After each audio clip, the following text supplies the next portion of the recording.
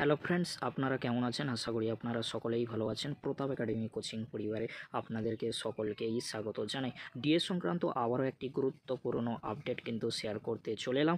DA মামলার বিরাট জয় কিন্তু আসছে। 4 আগস্ট ডিএ মামলায় 100% শুনানির সম্ভাবনা, প্রকাশ হলো লিস্ট। চলুন তাহলে দেখে নেওয়া যাক কী গুরুত্বপূর্ণ আপডেট উঠে আসছে।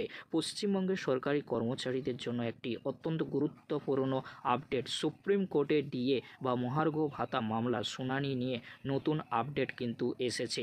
4 আগস্ট 2025 এই মামলার শুনানি হওয়ার সম্ভাবনা প্রবল। চলুন তাহলে দেখে নিই কী গুরুত্বপূর্ণ আপডেটগুলি উঠে এসেছে। সুপ্রিম কোর্টে 4 আগস্টের শুনানির জন্য অগ্রিম তালিকা বা অ্যাডভান্স লিস্ট প্রকাশিত হয়েছে।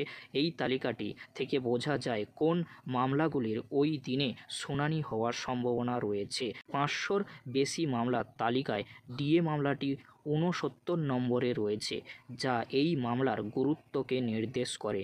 ডিএ মামলাটির শুনানি হবে বিচারপতি সঞ্জয় করল এবং বিচারপতি সন্দীপ মেহতার বেঞ্চে। তালিকার প্রথম দিকেই মামলাটি থাকায় আশা করা হচ্ছে যে 4 আগস্ট সকাল 11টা থেকে 11:30টার মধ্যে শুনানি শুরু হতে পারে।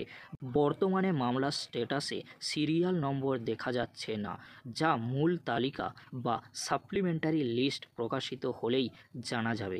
এই মামলায় 25% ডিএ বকেয়া সংক্রান্ত বিষয়গুলি জড়িত রয়েছে।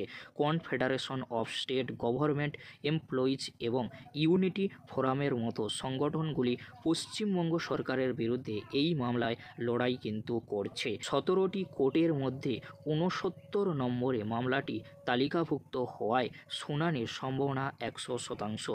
এর আগে 16ই মে 2025 শেষ শুনানি হয়েছিল এবং 4 আগস্ট 2025 জন্য মামলাটি টপ অব দ্য বোর্ড হিসাবে তালিকাভুক্ত করা হয়েছিল, যা এর অগ্রাধিকারকে আরও বাড়িয়ে কিন্তু তুলেছে।